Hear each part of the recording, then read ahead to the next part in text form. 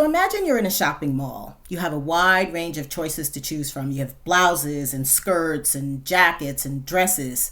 But then you realize that the vast majority of the stuff is not suitable for you. It's either too tight, it's either too revealing, or it's too short. This is the problem that Muslim women in America, including myself, face every single day.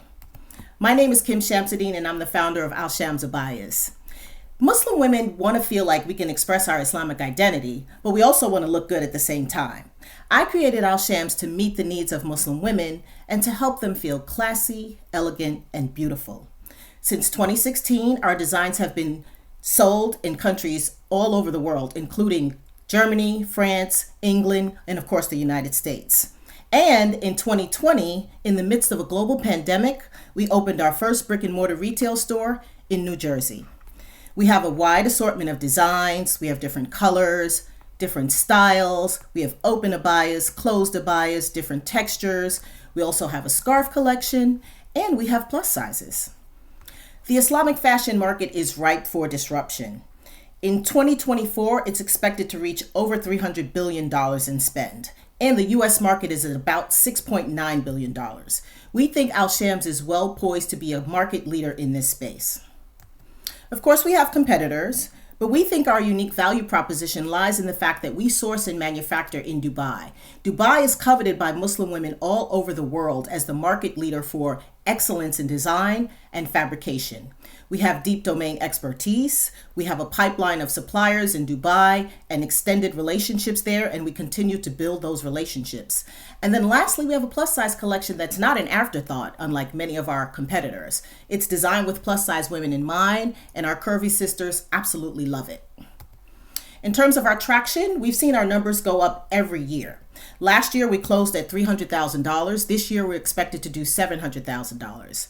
None of this could have been possible without the help of a great team. I started out in 2016 fulfilling orders from my living room with the help of my mom. I've now grown to 6 people. We have a repeat customer rate of 34%, and we continue to see new customers coming in. But to support that growth, we need money.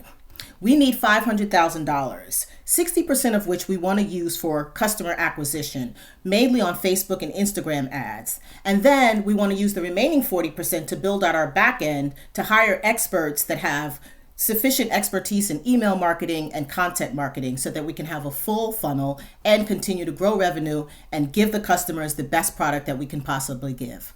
My name is Kim Shamsiddin. My company is Al Shams. Thank you for listening. I welcome your questions. So who has questions? Who has comments for this business? Oh, I just have to have a comment first before they ask their questions, right? So I just want to say I'm so excited that you targeted the full-figured woman with design in mind first. And then by the same token, non-Muslim women would buy your pieces. And I'm just wondering if you have thought about that in that process from a marketing standpoint. They come into the store all the time. They call. A lot of people are visiting Muslim countries, or they just like to dress modestly. We have, I would say 10% of our customers are non-Muslim. They just like the clothing, as you mentioned. I see you guys nodding your head. Any insight questions that you have for her? I have a couple of questions. One around supply chain. You commented that you all are producing in Dubai, which is amazing. But I know, and I think a lot of people know, that right now supply chain issues can be a big barrier, particularly for folks in the fashion industry.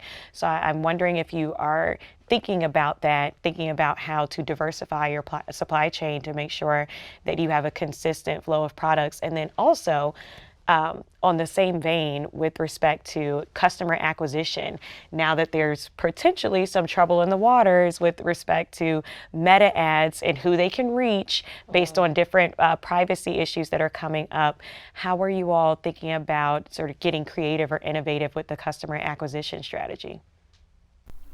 So first off, on the supply chain issues, yes, we were disrupted during COVID, as were many businesses, and we have considered expanding our supply chain. We want to be really thoughtful, though, because Dubai is the epicenter of Islamic apparel and it's very highly regarded. And so we want to be careful not to kind of water down the brand. A lot of our competitors are sourcing out of Turkey and China, which doesn't have the same cachet, doesn't have the same quality. And so we're trying to find the same level of quality because we do understand that there's a potential risk, coupled with the fact that most of the suppliers that are there are expats, and so they can lose their visa at any time and be gone. So we're definitely mindful of that. What we've done in the interim is sort of spread out the manufacturing throughout Dubai, because we have seen some partners get lost and have gone back to their countries. And so I've even had suppliers say, why don't you do all of your work with us? We do great work for you. I said, well, that could potentially be a business risk for me, because if you go back home to your country, then what happens? I'd have to start all over again. So we have thought about that, and that's something that is definitely front of mind for us, because we do want to make sure that we protect the business. And then in terms of the Facebook ads, of course, that has changed drastically. We still continue to see pretty good results, although a lot of people have opted out.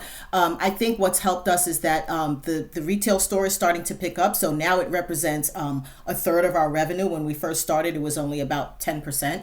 And so people are starting to get to know us. They know that we have a retail store. You're all women. You know that women like to touch and feel clothing. There's nothing like that experience of coming into a store. We have a boutique feel. You know, we give coffee and tea and nice beverages. We really pamper the customer. So it's an experience when they come here. So we're seeing a lot more customers coming into the store, and we're trying to do a lot more marketing around the store. Of course, within the restrictions and limitations that COVID has, a lot of that is starting to relax now. So we're grateful for that.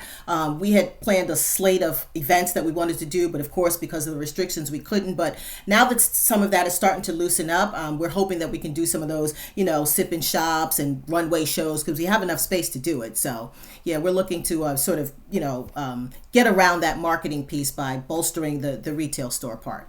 Well, the store is beautiful, by the way, so please do lean into in real life events there. Yeah. And invite me, please. I think she said she's in Jersey. I think that's what I heard. That she I can make that trip. That's right. That's right. To vote, visit Razorfy.co and select today's event. Enter your donation for the pitches you loved and click the donate button to proceed to checkout.